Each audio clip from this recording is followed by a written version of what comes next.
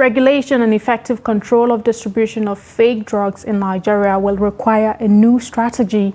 Residents of Bauchi State said this during an interview with Trust TV against the backdrop of reliance on NAFDAC registration number in checking fake drugs. Adamu Imam reports.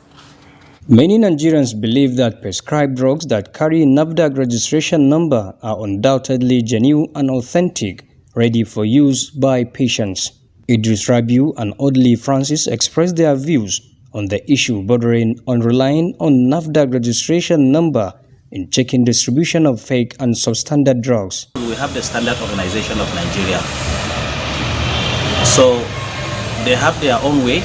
While NAFDAC is taking care of the policy of our drug administration, control, and other aspects, then the Standard Organization is making sure that that drug is conform, or that consumable item is conform with the actual quality, and the production has to make sure that it has been produced in a hygienic environment with an authentic laboratory.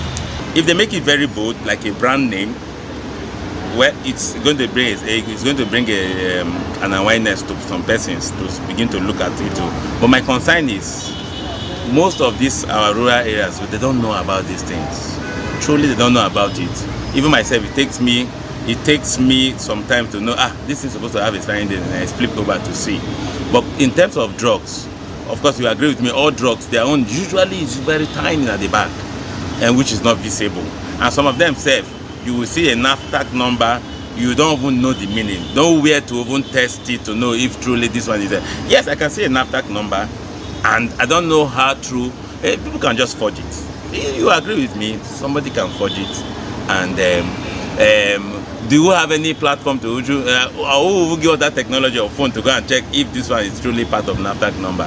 There are a lot of problems about this NAFDAC number thing. However, on self-medication, the respondents expressed different opinion on factors responsible for that. At times, it's not an issue of cost. We just have our own belief. For example, Malan Tonko has headache.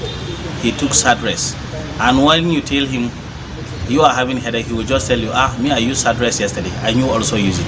So at times, it's not the cost of medication. Sometimes it's lack of awareness that is making people to the self-medication, because most people doesn't know the disadvantage of it. And some people are even scared of even going there to get those prescription, because it will scare you to even go and start getting those drugs. The better still, they will take self-medication. I could remember when I was growing up, my grandparents I stayed with, as soon as he complained about body pains, those days it's chloroquine. They will give you chloroquine to give you. That's because they are afraid to go to the doctor to get prescription. Of course, doctor will not only give you chloroquine as prescription. He can give you many things. So those are not many drugs there that are afraid. So we end up buying chloroquine that is cheaper. Pharmacist Ibrahim Gamawa gives an insight into the fight against distribution of fake drugs. To read by every literate person, I should say that. So it is important that everyone should check the drug they are taking to ensure that the NAFDAC has undergone thorough checking on that particular drug. Gamawa noted that only ignorant people of those that are eager that fails to check the authenticity of prescribed drugs by a physician before usage.